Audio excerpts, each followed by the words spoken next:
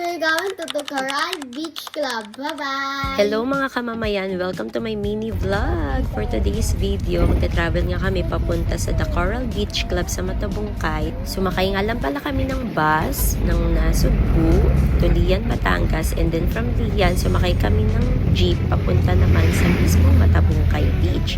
Napakadali lang palang puntahan ng Matabungkay kung magko-commute ka. So, nandito na kami ngayon sa aming accommodation. Yung napili nga pala naming room ay deluxe at ito ay nabook ko sa Agoda app. Nabook ko itong deluxe room for only 7,971 pesos for 3 days and 2 nights. That's for 2 adults and 1 kid. And also, nag-add na rin ako kasi nga kasama namin si Mama. So, 1,200 siya per night. So, for 2 nights, that is 2,400. But since senior siya, may discount. So, ang binayad ko lang dito sa check-in is 2,200 only. Napakasulit naman talaga ng bayad kasi tingnan nyo naman ang spacious ng room at napakaganda here, guys. Happiness comes with a price talaga, no? Sa labas nga pala kami nag-decide na mag-lunch at nagtanong kami kay Kuya Guard ng Coral Beach at dito niya kami tinuro sa Helen's Place.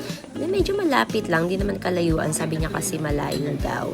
At una nga naming in-order ay itong hamburger with fries kasi ito yung request ni Cal kasi gutom na daw siya.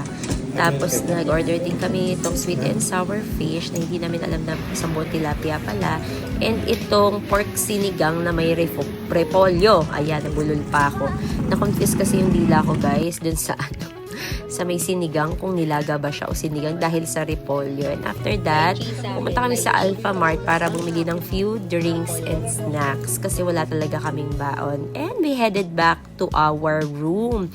Ayan, appreciate muna natin yung beauty ng Coral Beach. I really didn't expect na ganito siya kaganda, kakalma, diba? At kalinis, yun kasi yung very important for me and also family friendly talaga siya. Ayan, so super nasulit talaga ng anak ko yung stay niya dito kasi nag-book naman talaga kami for his birthday bouquet. Kasi yun talaga yung gift namin sa kanya every time na magbe-birthday siya, na magbabakasyon kami. Kasi ako, napaka-importante sa akin ng memories because life is unpredictable, alam nyo yan. Diba? Gusto ko yung mga maging founding days ng anak ko nung bata pa siya is full of memories of us traveling together as a family.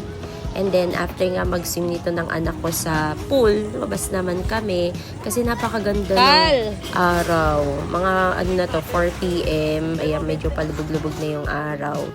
Tapos kami ni Daddy, nandito lang kami, nag-watch lang kami ng